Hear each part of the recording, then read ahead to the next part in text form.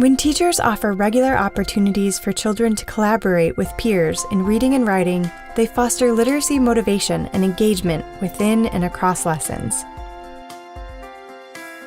In these classrooms, students are learning together through partner reading, book clubs, and collaborative writing projects.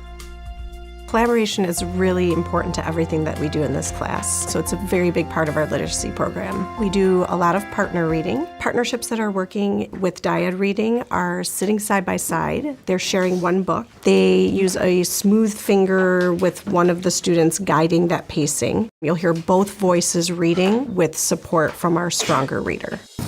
I wanted to go to the toy store, but Mom said not now. I had to try on a sweater. I said I had to try on a pair of pants and a sweater. I wanted to get ice cream cone, but Mom said we don't have time. We do dyad reading and partnerships during reading to help readers feel more confident in what they're doing. We know that to really know something, we need to be able to teach it. And our strong readers really have an opportunity to take on that mentorship role and practice those strategies that they do already have in place, which is only going to strengthen their reading. Our struggling readers have an opportunity to feel good about their reading and hear what reading sounds like at a fluent pace. Their eyes are on those words, they're following along with that smooth voice, and it gives them that confidence to move forward in their own reading. My students are extremely social, so book clubs is a wonderful way to really get them involved in reading. Talking is something that happens often in my classroom, so I'd like to guide that discussion towards reading and writing and all aspects of literacy. So when I do book clubs in my classroom, it allows my children to socialize and use their natural curiosity, and they're motivated to talk about the books. Why do you guys think that Bella would want to get a shot instead? Because they're like, she's brave, she pretty much likes to stand up for people, and she likes her twin a lot. Well, I think why she wants to get the shot is because it probably doesn't hurt when she gets the shot. It probably doesn't hurt. Yeah, because they make really thin needles. The book that we are going to be reading today that will promote a group discussion and collaboration around a text is Slop, and it's an Elephant and Piggy book by Mo Willems, and it's a class favorite. When Gerald says wait, because Gerald has an open mouth and he has movement lines. When my students are collaborating in book clubs, they often deepen their understanding through the discussions that they're having, more so than any discussion that I can give them in a whole group. So the students are able to support each other in their learning by collaborating together in their book clubs.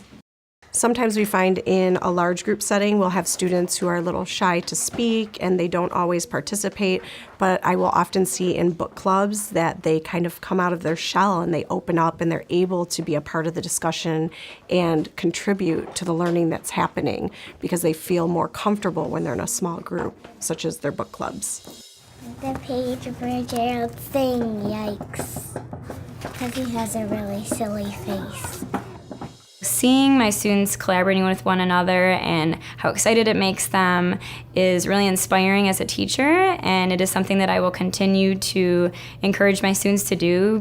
In the classroom, collaboration is key to motivating students. They are naturally curious about everything that's going on around them, and when we allow for collaboration, all students have an opportunity to learn and participate in their own way and really grow and achieve great things. When the students are writing, we have writing partnerships that meet consistently during our workshop. This project we worked on is should animals be kept in zoos or should animals not be kept in zoos? We listen to our ideas to combine them together to make one. We work together as a team to do it. Your partner always helps you, and she tells you, and like if it's a he or she helps you with the words and tells you if they're wrong or right. During partnership writing, we usually have students working on many different aspects. Sometimes they'll be brainstorming and planning together. Other times they are using strategies to put words on the paper, so they'll be stretching out the sounds and supporting each other wherever they need it in their writing. They also will collaborate during the revising and editing portion. Sometimes in writing partnerships, we will see a stronger or more confident writer taking over, and I try to avoid that. I try to really support all of my students doing work. So what we do is we will often do pass the pencil, where kids will take turns writing. We also do some independent work when we're writing as well. So students will have to either brainstorm independently and then come together to make a draft, or sometimes they will brainstorm and plan together in a collaboration with one or more students, but then break off and write independent pieces that they have to do for a final writing piece. This was our first one. We jotted down our ideas, and then we combined them together on our draft. Then we did it into a final copy. We also do collaborative writing in a whole class format as well, so students get to come up and share the pen and be a part of that process. When we allow children the opportunity to collaborate with their peers, it really motivates them to be excited about learning and literacy. With their reading and writing, we see growth and achievement, so it's just something that we feel very strongly about.